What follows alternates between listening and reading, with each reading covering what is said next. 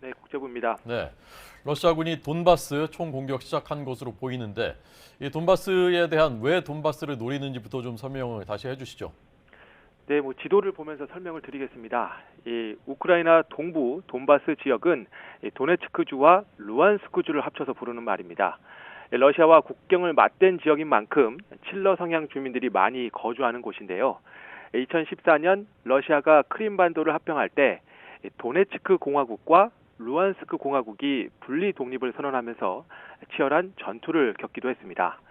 러시아군은 당초 수도 키이우를 신속 점령하고 우크라이나에 칠러 정부를 수립하려고 했지만 완강한 저항에 부딪히면서 동부 돈바스 지역을 해방하는 것으로 작전 목표를 바꿨습니다.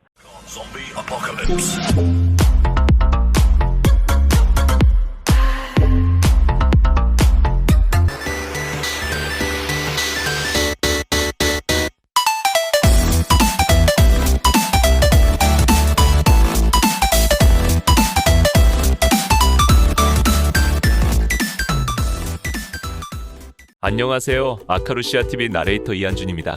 이제 코로나 시국이 진정되어 가고 우리나라는 차츰 일상생활로 돌아가고는 있지만 지구촌 정반대에서는 러시아와 우크라이나 전쟁이 점점 장기화되고 있어 저번 어접한 러시아군이라는 영상에 이어 제2탄 대리 전쟁이 되어가고 있는 전쟁이라는 주제로 영상 만들어 보았습니다.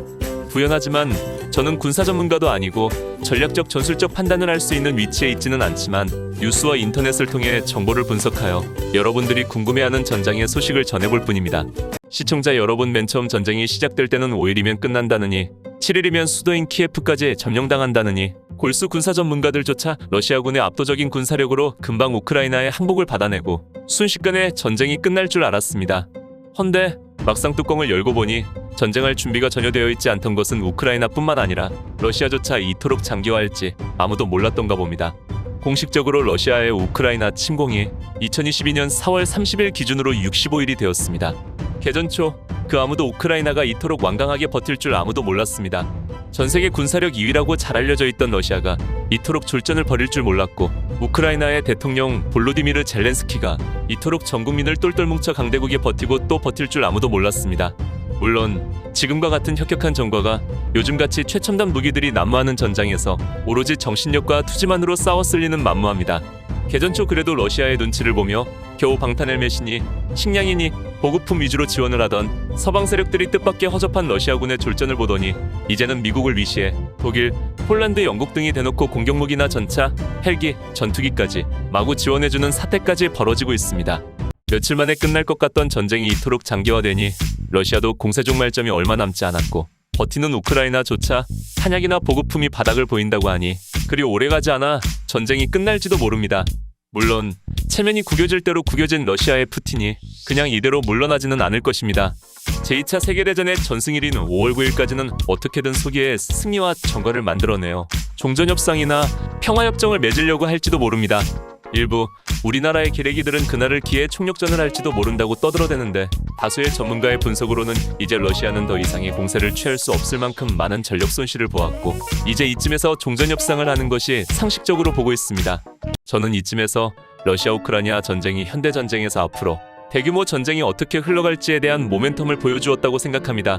명분 없는 전쟁을 일으켜보았자 주변 각국이나 서양에 내놓으라는 주요 선진국들이 가만히 보고만 있지 않고 엄청난 물자 지원과 무기 공유로 아무리 약소국이라 할지라도 단번에 무너지지 않게끔 해준다는데 방점이 있다고 생각합니다. 그러면 제가 조사한 바로 완전히 러시아군 무기 대 서양 무기의 대리전이 되어버린 우크라이나 전쟁에 과연 얼마만큼의 무기나 물자들이 지원되었는지 한번 알아보겠습니다. 부연하자면 미국은 이미 우크라이나에 수십억 달러의 무기와 각종 보급품, 특히 대전차 미사일인 제블린은 이미 2,000발 이상 지원되었으며 이는 침공을 한 러시아 전차의 거의 2배를 넘는 숫자로 앞으로도 거의 1,000발 이상이 더 지원될 것이라고 합니다. 이는 대한민국의 대대전술 전투 단위로 한 번의 대규모 전투에 100여 발의 대전차 미사일이 투입되는데 3,000여 발이면 아마도 이 전쟁이 끝나는 날까지 써도 될 듯한 숫자입니다. 가장 먼저 전 세계 제1위의 군사강국인 미국이 이 전쟁에 지원해준 무기와 보급품이 얼마나 되는지 보겠습니다. 미국은 지난 4월 29일 이미 수십억 달러의 지원을 했는데도 불구하고 약 330억 달러, 한국 돈으로 약 42조 원에 달하는 막대한 금액을 의회에 추가로 요청을 했습니다. 이에는 약 200억 달러의 경제 인도적 지원이 포함된 것으로서 말 그대로 러시아를 돈으로 물량 공세를 펼쳐 압살할 정도의 금액입니다. 대한민국 국방 예산이 1년에 약 50조 원을 약간 넘는 수준인데 그걸 우크라이나 단일 전쟁에 쏟아부어 버리는 것입니다. 그전에도 이미 155mm 곡사포도 약 70문이 지원되었고 폴란드의 M1 전차 수십 대도 공여를 해서 폴란드가 가지고 있던 T-72 전차 100여 대가 이미 우크라이나에 투입되었습니다. 더군다나 현대전은 제공권의 전쟁입니다.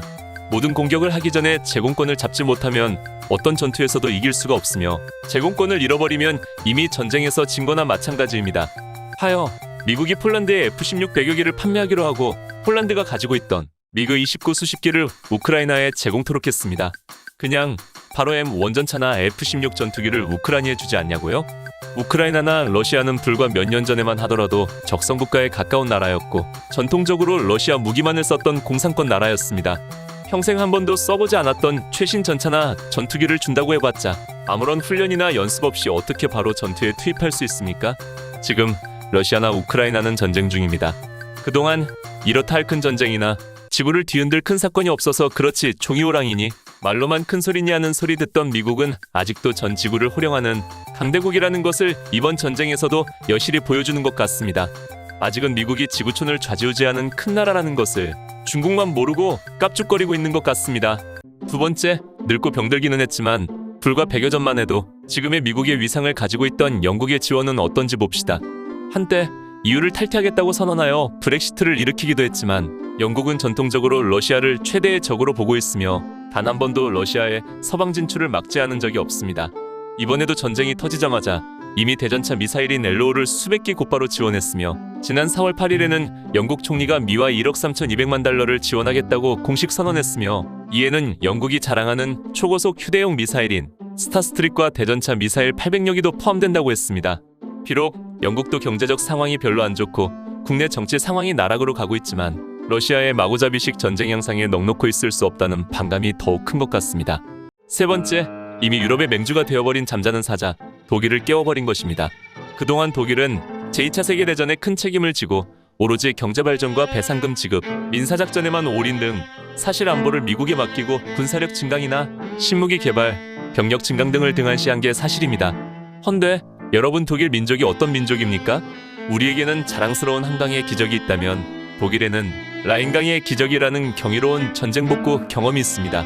이번 러시아의 우크라이나 침공은 독일의 재무장을 불러왔고 역시 안보는 남에게 맡기면 안 되고 그동안 벌어놓은 경제력으로 군사력 증강이라는 도미노를 불러왔다는 것입니다. 지난 4월 그동안 에너지 공급원이었던 러시아의 눈치를 보며 소극적으로 대하던 독일이 러시아군의 출정과 우크라이나의 결사항전을 보며 충격을 받았는지 4월 7일 독일 재무장을 선언함과 동시에 우크라이나의 대전차 무기 1,000발과 대공미사일 스팅어를 500발 지원한다고 하며 지상 지원으로는 게파트 대공전차 50기, M84 전차 100여 대를 지원하겠다고 공식 발표했습니다. 이와 동시에 독일 재무장을 선언하며 그동안 유럽에서 경제력으로는 최대 강대국이며 맹주가 되었지만 군사력은 보잘것없이 나락으로 떨어지고 있었는데 이번 전쟁으로 약 1천억 유로, 한화로 약 135조를 독일 연방군 발전기금으로 배정을 했다는 것입니다. 이외에도 주변국인 폴란드, 스웨덴, 핀란드, 네덜란드 등등 거의 40여 개국에 달하는 많은 국가들이 직간접으로 우크라이나를 지원하고 있으며 우리나라조차 이미 4월 7일 인도적 차원에서 10억 달러를 3년간 지원하겠다고 공식 발표하기도 했습니다. 다만 우리나라는 지정학적 위치로 인하여 러시아와 대놓고 적대시하기에는 너무 리스크가 크며 이는 대전차 무기나 대공무기 같은 직접적인 전투물자 지원은 주저하고 있는 것이 사실입니다. 그 와중에도 러시아의 전통적 우방을 자처하던 중국조차 슬슬 러시아의 좆됨을 느꼈는지 대놓고 우크라이나 지원을 선언하며 바퀴벌레처럼 나대기 시작했다는 것입니다. 이와 같이 전쟁 전에만 해도 전세계 군사강국 2위니 핵무기 보유 2위니 등 허장성세로 가득했던 러시아의 졸전을 보면서 우리는 많은 것을 느끼고 있을 겁니다. 역시 현대전은 물량으로 싸우는 것이 아님을 절실하게 느꼈고 경제력이 바탕되지 않으면 어떤 전쟁도 이길 수 없으며 명분 없는 전쟁은 어떤 통치 수단도 되지 않으며 지도자의 결연한 각오로 전 국민을 똘똘 뭉치게 할 수 있으며 오로지 힘의 논리로만 전쟁을 할 수 있는 시대는 이미 끝났다는 것입니다. 더군다나 국제금융결제기구에조차 퇴출당한 러시아는 이미 경제력이 절단났고 이제 이 전쟁에서 승리하나 패배하나 이미 국가부도는 확정적이며 앞으로 적어도 30여 년간 정도는 국가로 인정을 받을 수 없을 정도로 피폐하게 될 것입니다. 더욱더 암담한 것이 러시아 경제의 대부분이 천연자원에 의존했던 것인 만큼 전쟁이 끝나도 미국의 허락 없이는 자원을 수출도 못할 것이고 어쩌면 푸틴의 암살, 내전 발발, 국가폭망의 앞날이 보장되어 있다는 것입니다. 이와 같은 러시아의 헛발질을 보면서 우리나라 또한 단순히 남의 집 불구경하듯이 구경만 할 것이 아니라 유비모한 드론전에 대한 대비, 전차와 보병의 전술 개발, 시가전에 대한 대비 등등 미래전에 대한 대비를 철저히 연구하고 훈련하고 연습해야 할 것입니다. 남의 일이 아닌 호시탐탐 언제나 남침을 노리는 북한도 대비를 해야 할 것이고, 영원한 원수의 나라 일본에 대한 경계심도 더욱더 높이고, 잠재적 적국인 중국에 대한 대비도 잘 준비해야 할 것입니다. 이상으로 처음에는 단순히 영토 전쟁이었던 러시아의 침공이 이제는 서방 국가와 러시아의 대리 전쟁이 되어버렸고, 그로 인해 이제는 제2의 돈바스 전쟁이 되어버린 러시아 우크라이나 전쟁에 대한 영상을 만들어 보았습니다. 부디 미친 관계로 수많은 민간인을 죽이고 수많은 군인들을 전장에 내모는 푸틴을 누군가 막아주기를 바라고, 무려 70여일 가까이 침공군을 막아내고 있는 우크라이나 전사들에게 더욱더 용기를 내어 침공군을 밀어내고 잘 버티라고 뜨거운 박수 보냅니다. 이상 지금까지 아카루시아TV 나레이터 이한준이었습니다. 끝까지 시청해주셔서 감사합니다. 안녕히 계십시오. I tried so